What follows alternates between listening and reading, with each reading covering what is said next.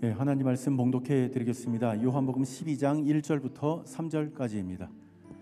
유월절 엿새 전에 예수께서 베다니에 이르시니 이곳은 예수께서 죽은 자 가운데서 살리신 나사로가 있는 곳이라. 거기서 예수를 위하여 잔치할새 마르다는 일을 하고 나사로는 예수와 함께 앉은 자 중에 있더라. 마리아는 지극히 비싼 향유 곧 순전한 나드 한 근을 가져다가 예수의 발에 붓고 자기 머리털로 그의 발을 닦으니 향유 냄새가 집에 가득하더라. 아멘. 우리가 요한복음을 읽다 보면 다른 공관복음, 마태복음, 마가복음, 누가복음과 다르게 유월절이라고 하는 단어가 많이 등장하는 것을 보게 됩니다. 제가 늘 여러분들에게 말씀드리지만 성경을 읽을 때 어느 특정한 장이나 그 장 전체 아니면 그 성경 전체를 읽을 때 특별하게 계속 반복되어지는 단어나 문장이 있다고 한다면 한번 주의 깊게 줄을 쳐보고 한번 비교하거나 생각해 보면 거기서 큰 힘과 힌트를 해석할 수 있는 힌트를 얻을 수가 있어요. 어떻든 간에 오늘 본문 요한복음 12장 1절에서도 유월절 엿새 전이라고 하는 단어가 나옵니다. 유월절 엿새 전에 예수께서 이렇게 로서 시작을 해요. 오늘 요한복음이 21장까지 있는데 1장을 서론이라고 하고 2장부터 본문이라고 했을 때, 본론이라고 했을 때 전반부 후반부로 요한복음을 또 신학자들은 나눠요. 후반부 12장이 시작될 때 첫 번째 나오는 게 또 유월절이라고 하는 단어가 나옵니다. 이스라엘 사람들은 절기를 아주 중요시해요. 그래서 유월절이라고 하는 절기가 가장 중요합니다. 그래서 킴벌리 조 목사님의 책에서 제가 읽었는데 히브리어로 절기를 모에드라고 그래요. 단수로 얘기할 때는 모에드예요. 그런데 복수로 이야기할 때는 모에드가 모아딤이 됩니다. 이 뜻이 뭐냐면 약속하신 정해진 시간이라는 뜻이에요. 절기가 이스라엘 사람들에게는 여호와의 절기가 있고 유대인의 명절이 있어요. 여호와의 절기는 뭐냐면 하나님이 이 절기를 지켜라고 명령한 거예요. 그 다음에 유대인의 절기라고 하는 건 뭐냐면, 명절은 뭐냐면 유대인들이 자기들이 어떤 날을 정해서 축제일로 만든다는 것. 우리로 얘기하면 우리가 날을 만들잖아요. 그 시대에 따라서, 정권에 따라서 똑같은 것들이 달라지잖아요. 비중이. 그와 마찬가지로 유대인들도 명절이 있는데 불임절, 하누카 이런 것들을 유대인의 명절이에요. 그러나 하나님이 지켜라 이렇게 하나님의 명령한 절기가 있는데 바로 유월절, 무교절, 초실절, 오순절이에요. 이 절기가 봄절기가 있고 가을절기로 나눠지는데 가을절기는 나팔절, 대속죄절, 장막절 그렇게 얘기합니다. 창세전부터 계신 예수님은 하나님의 절기를 성취하러 오셨어요. 440년 에집트 노예 생활을 하는 이스라엘 백성들에게 하나님은 해방을 시켜주십니다. 자유를 주십니다. 400년 동안 다른 나라에게 정복당하면 거의 언어, 문화 모든 것들이 말살되고 동화돼서 지금까지 역사 속에서 수많은 민족들이 있었지만 수많은 또 민족이 사라져가요. 100년, 70년만 해도요, 40년만 해도 언어를 말살시켜버려요. 일본이 우리를 식민지했을 때 언어를 없애버리고 창씨 개명시켜버립니다.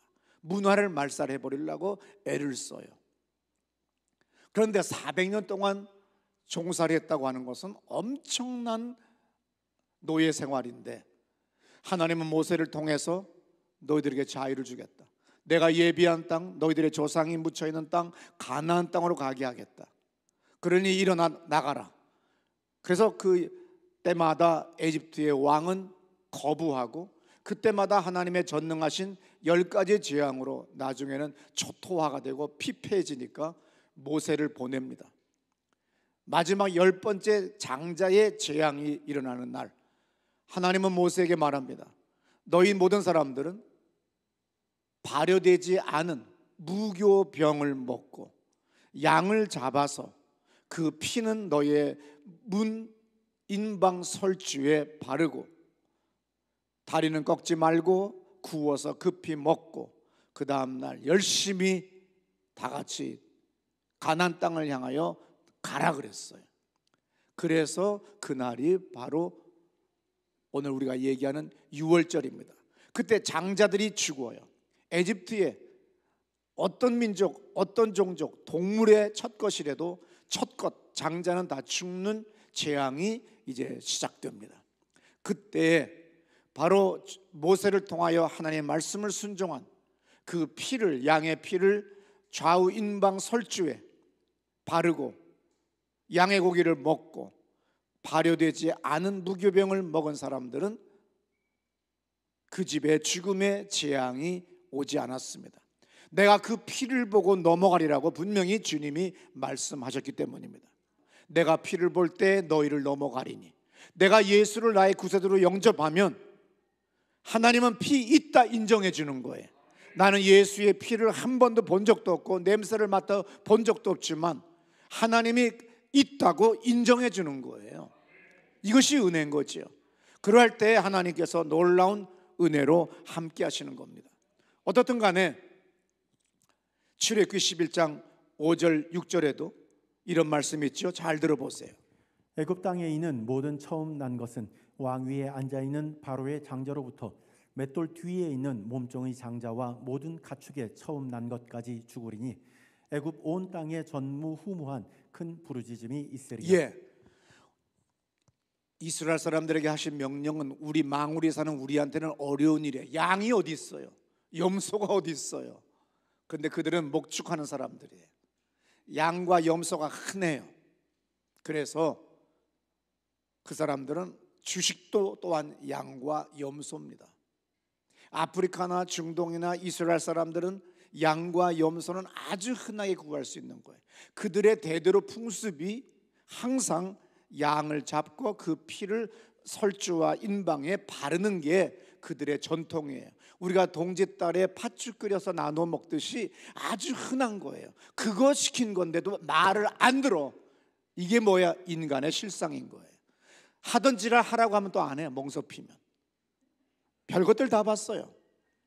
아무쪼록 출애굽기 12장 17절에서 뭐라고 합니까? 잘 들어보세요. 너희는 무교절을 지키라. 이 날에 내가 너희 군대를 애굽 땅에서 인도하여 내었음이니라. 그러므로 너희가 영원한 규례로 삼아 대대로 이 날을 지킬지니라. 예, 무교절. 발효되지 않은 빵을 먹었어요. 왜? 그 주님의 재앙의 패스오버, 넘어가는 역사가 일어나도록 하기 위해서. 그래서 그것을 유월이에요. 제가 처음 예수 믿을 때는 누가 단어 해석을 안 해주니까 유월절, 그래서 우리는 6.25를 생각하고 6월 달에 또 뭐가 있나 보다. 그랬더니 그게 아니라 유월, 담을 넘어간다는 거죠. 그래서 영어로 패스오버예요. 넘어간다는 거예요. 재앙이 넘어가요. 내가 주 안에 있으면 재앙은 넘어가요. 내 비록 부족하지만 재앙은 넘어가요. 내가 습자지같이 보잘것없는 종이지만 내가 벽에 딱 붙어 있으면 절대로 찢어지지 않아요. 똑같아요. 내가 주 안에 있으면 재앙이 패스오버하는 겁니다. 유월하는 거예요. 그래서 주님은 이것은 영원한 규례니까 대대로 지키라고 해서, 그래서 이스라엘 사람들은 이 유월절에 또한 빵을, 발효되지 않은 빵을 먹기 때문에 또한 무교절이라고 그래요. 그 다음 날부터 7일 동안을, 민수기 15장 13절부터 또 16절까지도 보게 되면은 너의 동네에 너와 같이 살고 있는 외국 사람들도 그것을 지키라고 분명히 써 있습니다. 요한복음 2장 13절에 보게 되면 예수님은 유월절 절기 때에 예루살렘으로 올라가셨다라고 써 있어요. 요한복음 2장 13절에 유대인의 유월절이 가까운지라, 예수님도 히브리 사람, 유대인으로 태어나셨기 때문에 그분도 그 절기 때에 사람들이 많이 있는 곳으로 가십니다. 요한복음에도 유월절 단어가 요한복음 본론부터 기록되어 있죠. 조금 전에 말씀드렸듯이 1장이 서론이니까 2장부터 본론이고, 그래서 본론부터 유월절이라고 하는 단어가 나와요. 다른 복음서는 유월절이라는 단어가 그 복음서의 뒷부분에서만 나옵니다. 근데 유월절이라고 하는 이 절기를 성서 해석학자들이 해석을 해보니까 3번의 유월절을 지키셨어요. 그래서 우리가 예수님의 공생애가 3년이었다고 하는 것은 바로 여기서 유추해낸 거죠. 그래서 요한복음 전반부에 유월절이 나오지만 후반부에서는 유월절이라고 하는 단어가 나올 때 시점이 정확하다는 거죠. 그냥 그때는 전반부에서는 절기로서 표현되는 단어들이지만 후반부터 나오는 유월절이라고 하는 단어는 19장 14절에도 또 18장 28절과 39절에도 마지막 보면 13장 1절에 보면은 여기에 뭐라고 유월절 전에 그랬거든요.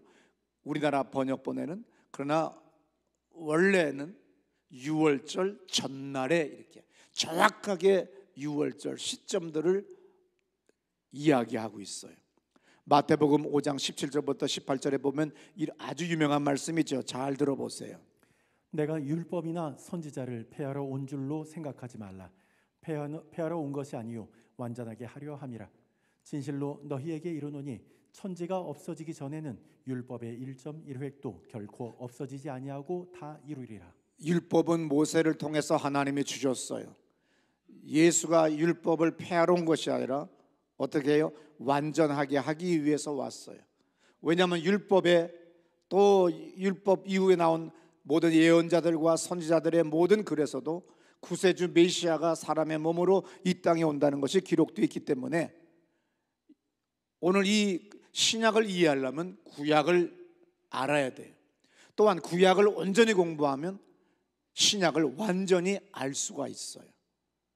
그래서 성경은 구약을 공부했다, 그래서 나는 신약을 잘 모른다는 것은 반쪽밖에 못했다는 거죠.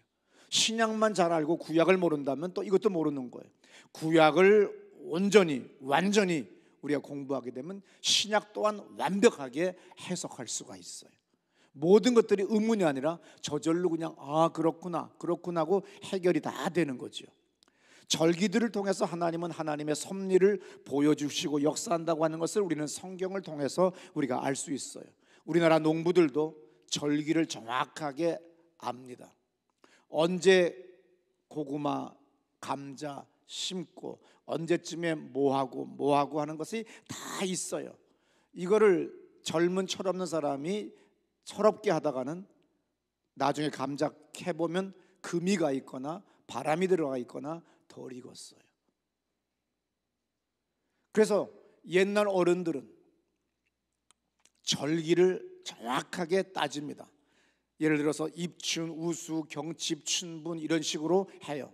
중국 주나라 화북지방 그때에 이것이 만들어졌기 때문에 화북지방의 기후에 맞춰서 됐기 때문에 일본에서나 우리나라에서는 약간씩 그것이 앞뒤로 잘 안 맞을 수는 있어요. 그러나 절기는 정확하게 오잖아요. 정확하게 봄이 오잖아요. 가장 신기한 게 뭡니까? 이게 진달래인 줄 몰랐어요. 그런데 그렇게 말라 비틀어진 곳에서 연분홍 진달래 꽃이 폈을 때 그 기이하고 놀라운 생명의 섭리, 하나님의 역사는 말로 표현할 수가 없는 거예요. 잎도 나오지 않은 그 말라 비틀어진 가지 같은 곳에서 찬란한 연분홍 벚꽃이 피는 것을 보세요. 놀라워요. 절기는 내가 잊어버리고 내가 알지 못하고 내가 깨닫지 못해도 정확하게 오듯이 하나님의 시간이 정확하게 절기를 통해서 하나님의 명한 절기를 통해서 오고 있다는 걸 우리는 이 성경을 통해서 배워야 됩니다. 유대인들에게는 하나님께서 유대인의 절기를 주셨어요. 하나님을 믿는 사람들에게는 하나님의 절기를 줬다는 뜻이죠.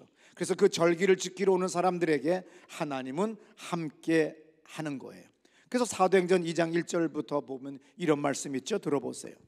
오순절 날이 이미 이름에 그들이 다 같이 한 곳에 예수님의 약속의 말씀 모여서 기도하라고 하는 그 말씀을 제자들이 의지하고 기도할 때 그때도 오순절이라고 하는 절기 때였었어요. 주님은 정확하게 절기를 통하여서 계속 그 후에도 신약 시대에도 역사하고 계시더라는 거예요. 정확하게 우리에도 입춘, 우수, 경칩, 춘분이 되면 그 다음에 뭐가 돼요? 꽃들이 피기 시작한다는 거예요. 놀라웠다는 거죠.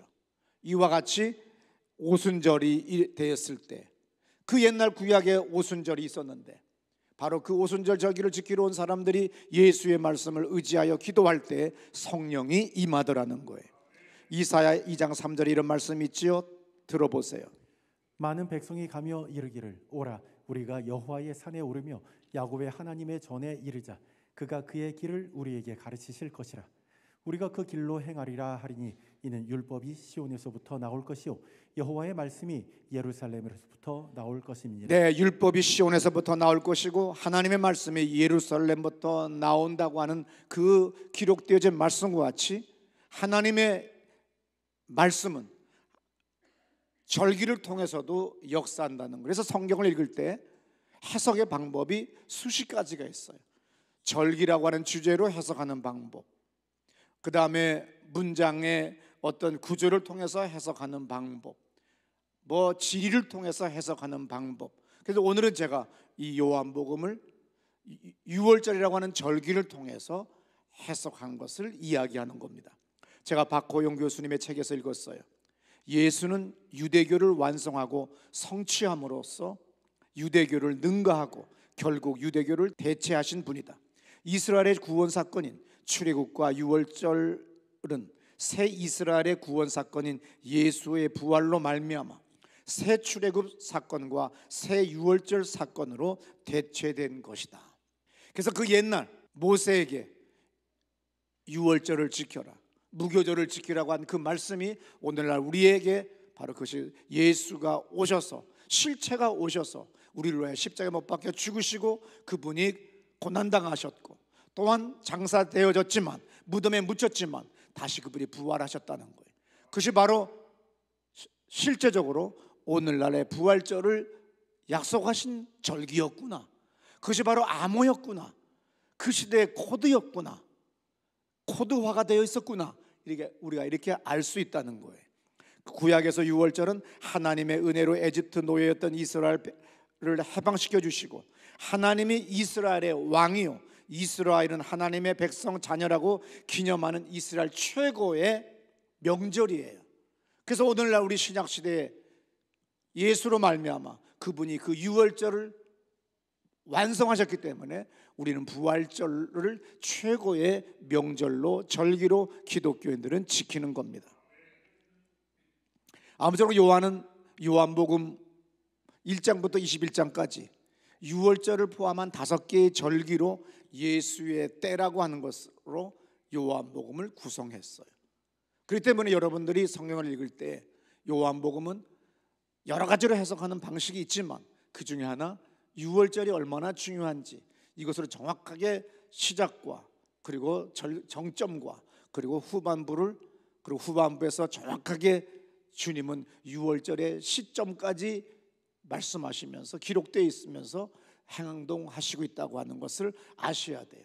우리가 농부가 부지런하면 절기를 정확하게 24절기를 통해서 정확하게 농사를 준비하고 아무리 어렵고 추운 겨울이 와도 아무리 다 굶어 죽고 죽게 되고 약탈당할지라도 수탈당했을지라도 씨감자만큼은 씨고구마만큼은 벽시만큼은 웅크리고 죽는 한이 있어도 나는 죽어도 내 자식한테는 저거는 어느 날 심어라.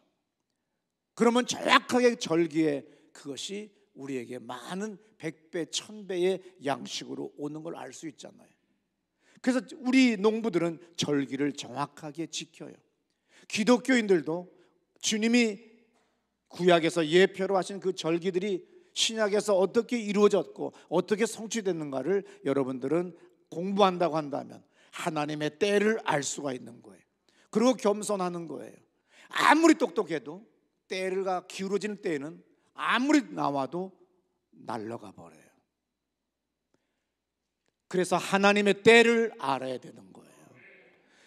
오만방자하게 대가리를 쳐드는 것이 아니고 모가지를 쳐드는 것이 아니라 겸손하게 엎드려야 할 때 엎드려야 되고 고개를 들어야 할 때 들어야 되고 행동하라고 할 때 행동하는 것, 절야해라 기도해라 예배당 문을 두들기라고 할 때 나와야 되는데 엉뚱하게 골프 치고 돌아다니고 해외여행 다니고 스키 타러 간다고 그러고 별짓 다 하고 자빠졌는 거예요. 그러니까 나중에 결정적인 순간에는 안 되는 거예요. 때가 있는 거예요. 내가 골프장을 가서 보면요, 다들 잘났어요. 세상에 제일 잘난 사람이 골프 치는 사람들이야. 나는 오늘 이 골프를 치기 위해서 집 한 채를 날렸다, 두 채 날렸다. 그래서 별 볼 일 없는 인간인 거예요. 돈 벌릴 때에 돈을 벌어야 되는데 골프를 친 거였었어요. 돈 벌릴 때에, 일이 잘 될 때에 그 일을 했어야 되는 건데 어리석게 골프 잘못 쳐가지고, 왜? 때를 못 만나서 대통령이 골프를 항상 집권 초기에는 치지 못하도록 만들었던 것이 지난날 우리나라의 모습이에요. 괜히 갔다가 승진 못하고 탈락하고 떨어져 나가는 거예요. 왜? 때를 모르는 거예요. 때를 알 줄 아는 분별력이 있어야 되면 성경 말씀을 읽어야 돼요. 그리고 그 구약에서 지키라고 명하신 그 절기가 신약에서 어떻게 성취됐는가를 알게 되면 절기가 얼마나 중요한가, 하나님의 시간이 얼마나 중요한가, 여러분이 하나님의 시간 안에 들어가는 여러분 되시기를 축원합니다. 내가 아무리 하고 싶은 말이 많아도, 내가 옳아도 틀리지 않았어도 오늘은 내가 입 다물 때라고 하는 걸 알고 입을 다물어야 돼요. 입을 다물면 아내가 반찬 하나 더 해주고, 그냥 아무 기름, 카놀리윤지 카날리윤지 넣을 거 들기름 넣어주고 좀 더 듬뿍 넣어줘요. 근데 밥상머리에 앉아가지고서 괜히 젓가락 흔들면서 잔소리 해붙이면 안 돼요. 나는 오늘 아침도 비록 밥은 반 공기 먹고 나오지만 겸손하게 기도했습니다. 아버지 하나님 감사합니다. 이렇게 좋은 아내를 주셔서 제가 밥을 먹습니다. 제가 아는 목사님은 78이신데 그렇게 두 분이 사랑한다고 그렇게 했지만 사모님 먼저 돌아가셨기 때문에 아침에 문자가 왔어요. 내가 우리 교회 설교하러 와주세요 그랬어요. 가정교회로 유명하신 목사님이십니다. 그런데 그분한테 답장이 와요. 그분 생각하니까 마음이 아프더라고요. 혼자야. 늙을수록 배우자가 필요해요. 늙을수록 그저 그냥 이상한 게 아니라 그저 자식 하나 더 있는 게 낫고, 오죽하면 개새끼를 껴안고 다니겠어요. 그냥 아내의 손, 남편의 손 팔짱 끼고 걷는 거, 이 아름다운 봄날, 그게 축복이에요. 그래서 하나님의 시간, 하나님의 때를 아셔야 돼요. 내가 지금 골프 칠 때냐? 내가 지금 기도할 때냐? 내가 떠들 때냐? 내가 밥상머리에 앉아서 잔소리할 때냐? 아니에요. 나는 어제도 얼마나 제 아내가 밥을 잘해줬는지 몰라요. 그래서 어제 저녁도 먹고 점심도 먹고 아침도 다 집에서 먹었어요.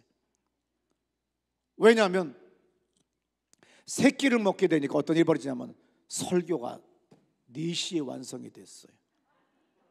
밥을 덜 먹으면 밤 11시가 돼도 설교가 안 써져요. 근데 아침에 영양 깨있는 걸 먹게 되니까 에너지가 막 돌아서 총명이 오더라고. 그 총명에 하나님의 지혜가 임하니까 설교를 4시에 쓰고 내가 힘차게 주보팀에게 주보 만들게 하기 위해서 왔다가 또 즉각 집으로 돌아갔어요. 옆으로 가서 죄송합니다. 요한복음에서 6월절은 뭐냐? 예수가 인류의 죄악을 뒤집어 쓰고 돌아가셨다는 거예요. 이것을 믿고 고백하는 사람마다 하나님은 죄 없다 인정해 주시고 구원해 주신다는 말씀입니다. 구약시대 때의 6월절은 모세를 통하여 하나님의 말씀을 순종하면 이스라엘 구원, 백성만이 구원받았지만 오늘 예수를 통해서는 만민이, 온 인류가 어떠한 종족, 어떠한 사람일지라도, 어떠한 계층에 있는 사람일지라도 예수가 나를 위하여 십자가에 못 박혀 죽으셨다고 하는 그것을 믿고 고백할 때 온 인류를 구원하시는 거예요. 구약의 유월절은 이스라엘들만 구원을 받았지만 오늘 예수의 우리를 위하여 십자가에 못 박혀 돌아가심은 온 인류가 구원받는 기쁜 소식이 된 겁니다. 그래서 모든 재앙이, 지옥의 재앙이, 죽음의 재앙이 패스오버하는, 유월하는 놀라운 역사를 우리는 공부하게 그리고 경험하게 된 겁니다. 이것을 바로 제2의 출애굽 사건이라고 신학자들은 얘기해요. 이사야 40장부터 50장까지 제2 이사야라고 합니다. 제2 이사야의 예언이 성취된 거죠. 세례 요한은 안목이 있었어요. 영적 안목이 있었어요. 그래서 요한복음 1장 29절 잘 들어보세요. 이튿날 요한이 예수께서 자기에게 나오심을 보고 이르되 보라 세상 죄를 지고 가는 하나님의 어린 양이로다. 어느 날 길거리에 있었는데 세례 요한이 예수님이 지나가시는 걸 보자마자 그가 누구냐? 세상의 모든 죄를 지고 가는 하나님의 어린 양이라고 하는 걸 한눈에 보는 거예요. 이게 바로 영적 안목인 거예요. 영적 안목을 가져야 되는 거예요. 하나님의 시간을 알아야 되는 거예요. 내가 지랄해야 될 때냐? 잠자고 있어야 될 때냐? 내가 예배당 문을 두들길 때냐? 내가 놀러 갈 때냐? 이것을 구별할 줄 알아야 돼요. 이걸로 우리는 5년 정권 바뀔 때마다 골프 치러 갔다가 쫓겨나는 장군, 국회의원, 구설수에 올라가는 국영기업체 사장, 수많은 사람들을 보잖아요. 골프의 문제를 넘어 모든 전 영역에서도 우리는 하나님의 시간 안에 들어가는 여러분 되시기를 축원합니다. 요한복음 1장 36절에서도 보라 하나님의 어린 양이로다. 세례 요한은 예수님을 볼 수 있는 안목을 가졌던 겁니다. 오늘이 유대력으로 5781년 아비벌 15일이에요. 그리고 니산월 15일입니다. 어제가 3월 27일이 6월절이에요. 그리고 오늘부터 무교절이 시작돼요. 그래서 무교절 첫째 날, 둘째 날에서 일곱째 날까지 무교절을 지킵니다. 여러분들은 이거 공부할 필요 없어요. 성경도 안 읽는데 뭐 이것까지 공부합니까? 근데 유튜브에 보게 되면 알량한 히브리어 단어를 남발해가면서 구독자 수와 시청률을 높이려고 별의별 얘기를 다 떠드는 사람들이 있습니다. 현혹되지 마세요. 중요하지 않아요. 그냥 우리는 신약에서 성취하신 예수님, 그분이 고난 나가신 고난절, 부활절을 통하여 주님이 다 이루셨다고 하는 것, 하나님의 섭리가 다 이루어졌다고 하는 것을 우리는 아시면 되는 겁니다. 나는 목사니까 당연히 이스라엘 달력을 가지고 있는 거예요. 적어도 킴벌리 조 목사님만큼 유대인의 달력과 풍속과 문화를 잘 아는 사람 없을 거예요. 왜? 남편이 칼 리터 목사님이 유대인이시니까. 그러니까 저는 웬만한 건 모르겠으면 전화 걸어요. 카톡을 해요. 그랬더니 아예 달력을 보내줘요. 그래서 항상 저는 제 방에 그리고 우리 집에 사무실에 2개의 달력을 갖다 놓고 오늘이 월삭이냐 무교절이냐 유교절이냐 아니면 무슨 날이냐 이걸 다 보고 있어요. 그러나 굳이 히브리 언어로 단어들을 막 읽을 줄도 모르면서 막 떠들어 붙이는 사람들에게 현혹당해서 넘어가지 마세요. 넘어가다 보면 유대교인이 돼버리고 다시 구약으로 가버려요. 우리는 예수로 말미암아 구원받은 하나님의 아들, 딸이 된 거예요. 흠이 할 때 하나님은 모세를 통해서 이스라엘 백성을 구원할 때 주신 무교절이 유월절이 오늘 우리에게는 부활절로서 구원받은 하나님의 자녀로 우리가 신분이 수직 상승된 걸 믿으시기 바랍니다. 재밌는 건 유대 전승에 의하면 그렇게 엄청난 10가지 재앙 그리고 마지막 장자의 재앙, 동물의 첫 것까지 죽는 재앙이 일어나면 얼마나 엄청난 통곡과 두려움이 엄습했겠어요. 그래서 모세를 따라 다 가나안 땅을 갈 때에 몇 명이 갔겠는가? 40%래요. 유대 전승이나 공부를 안 한 사람들은 다 따라간 줄 알지만 40%입니다.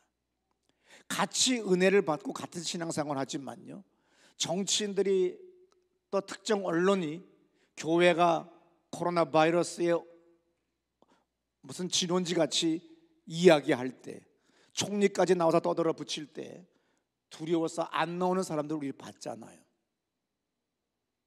지나고 보니까 지하철 타고 다니는 사람들 하나도 감염됐다는 거 들었어요, 안 들었어요? 없잖아요.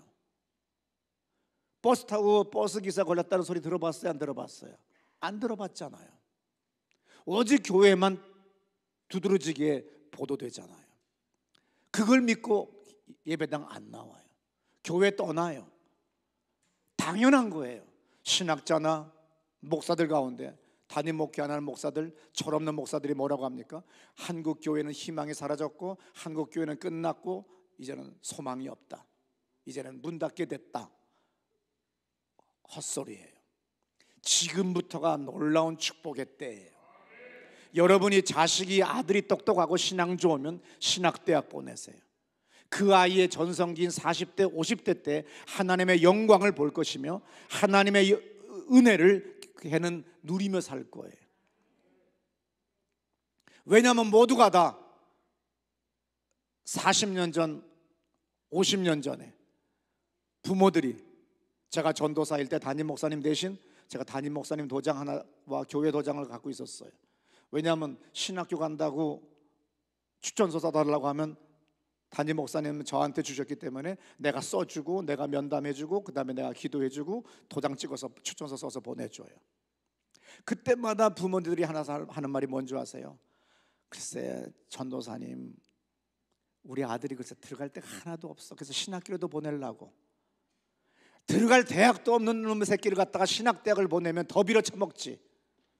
돌 같은 목사가 설교해서 여러분들이 왔어요? 중세 때부터 수십 년 전까지 천재들이, 철학 박사, 문학 박사, 딴 사람들이 다 신학을 하는 거예요. 대학도 못 가는 녀석을 신학교를 보냈으니 무슨 설교를 이해할 수 있고 설교를 하겠어요. 그러니까 교회들이 미자립이 되는 거예요. 모든 미자립을 다 폄하하는 거 아닙니다. 하나님이 저 도서벽지에 보내셨으면 당연히 인구가 작기 때문에 교인 수가 작을 수밖에 없지만, 그러나 그렇게 이 짓 하다 저 짓 하다가 목사하거나 갈 데가 없어서 목사하거나 그러니까는 소망이 없는데, 이제 그런 것들이 다 정리가 되고 정말 똑똑한 아들, 정말 똑똑한 딸을 신학을 시키세요. 블루오션이에요. 놀라운 역사를, 영광을 경험하게 될 겁니다. 왜? 40%밖에 출애굽하지 않았다는 거예요. 이게 바로 그겁니다. 교회의 알곡과 가라지를 보잘것없는 정치인들의 선동과 언론의 보도로 하나님이 알곡과 가라지를 고르시는 거예요. 하나님이 직접 이렇게 고르는 거 아니에요. 알곡 가라지가 아니라 휙 누가 떠들어요. 휙 누가 떠들어요. 그때마다 알곡과 가라지가 이렇게 흔들면, 채를 흔들면 다 갈라지듯이 갈라지는, 하나님이 하시는 일은요 얼마나 놀라운지. 그래서 하나님이 지금 여러분들이 알곡이에요. 그렇기 때문에 하나님은 여러분들을 분명히 복 주실 것을 믿으시기 바랍니다. 그렇게 욕했건만, 그렇게 뉴스에 나오건만 여러분들은 흔들리지 않고 나왔어요. 그리고 이 교회는 흔들리지가 않았어요. 왜? 우리가 똑똑한 것이 아니라 주님이 역사하시는 겁니다. 누가복음 3장 17절의 말씀 다 같이 크게 두 옥타브 올려서 읽습니다. 손에 키를 들고 자기의 타작 마당을 정하게 하사 알곡은 모아 곳간에 들이고 쭉정이는 꺼지지 않는 불에 태우시리라. 예, 이렇게 알곡과 쭉정이를 가르는 때가 있습니다. 모세를 따라 나오지 않은 60%의 사람들은 모험을 택하지 않았어요. 노예라도 좋다, 안주하겠다고 해요. 오늘 안주하겠다는 사람, 오늘 만족하는 사람은 절대 성공 못합니다. 항상 오늘에 만족하지 말아야 되는 거예요. 나는 사람들이 제 나이 때는 벌써 은퇴 준비하고 있어요. 은퇴 후에 먹고 살 준비하고 있어요. 난 아니에요. 나는 35살 때 내가 처음 교회를 개척했을 때와 같은 정신이에요. 나는 항상 오늘 만족 못해요. 난 내일도 만족이 안 돼요. 난 여러분들도 아직 만족스럽지가 않아요. 나는 더 계속 나는 목마름과 배고픔을 가지고 하나님께 나가는 거예요. 그럴 때 우리가 변화가 있고 발전이 있는 거지, 안주하거나 오늘 여기에 만족하면 발전 안 되는 겁니다. 항상 내 백가족을 보고 만족하지 말아야 돼요. 여기에 안주하지 말아야 돼요. 항상 우리는 불만족에 살아야 돼요. 그것이 더러운 귀신의 부정적인 생각의 불만족이 아니라 거룩한 성령이 주는 불만족인 거예요. 가나안 땅, 내가 예비한 땅으로 가거라. 내가 너에게 영생을 준비했다. 그래서 오늘을 만족하지 않고 오늘에 안주하지 않고 나가는 겁니다. 내가 비록 오늘 은퇴했을지라도 내가 이것으로 끝나서 죽음만을 기다리고 밥만 먹고 사는 인생이 아니라 내가 또 새로운 주님이 나에게 뭘 요구하신다고 한다면 나는 즉시 실행하겠습니다. 이 준비가 돼 있을 때 주님은 하늘의 지혜와 계시의 정신을 여러분들에게 주십니다. 상상할 수 없는 놀라운 일을 행하시는 하나님이신 거예요. 오늘날 신학자들은 교회가 끝났다고 하지만 아니에요. 이제부터 알곡과 쭉정이가 갈라졌기 때문에 이제부터 대부흥이 일어납니다. 하나님이 예비한 사람들, 이 어려운 코로나 바이러스 경제 상황에서 온 세계가 어려울 때 모두가 갈급하고 모두가 다 다급하고 모두가 다 두렵고 힘든 때 복음을 전파하세요. 예수 이름으로 다가가서 기도해 주세요. 그리고 교회에 초청하세요. 주께서 놀랍게 역사하실 것입니다. 이사야 53장 5절에 이런 말씀이 있어요. 그가 찔림은 우리의 허물 때문이요 그가 상함은 우리의 죄악 때문이라. 그가 징계를 받음으로 우리는 평화를 누리고 그가 채찍에 맞음으로 우리가 나음을 받았도다라고 말씀하고 있어요. 오늘 이사야는 예수님이 이 땅에 사람의 몸으로 오시기 700년 전에 예언을 했어요. 우리를 위하여 대신 십자가에 못 박혀 모든 인류의 죄를 대신 짊어지시고 죽으신다는 거예요. 그래서 사소한 것까지도 주님은 우리를 위하여 다 짊어지셨어요. 암의 통증은 안 돼, 예외야. 생리통도 예외야. 네가 술 처먹었기 때문에 그건 예외야. 아니에요. 예외가 없기 때문에 주님의 은혜입니다. 내 비록 죄인이지만 아버지 앞에 예수 이름으로 나갑니다 하고 나갈 때 주님은 우리를 받아주시는 거예요. 왜? 예수의 이름 때문에. 내가 의로워서 나를 받아주는 것이 아니죠. 그 예수님의 요한복음 19장 30절에서 말씀하십니다. 다 이루었다. 주님이 이 땅에 사람의 몸으로 절기 모티브를 통하여 우리에게 유월절로를 통하여 오신 그분이 다 이루었다고 말씀하셨어요.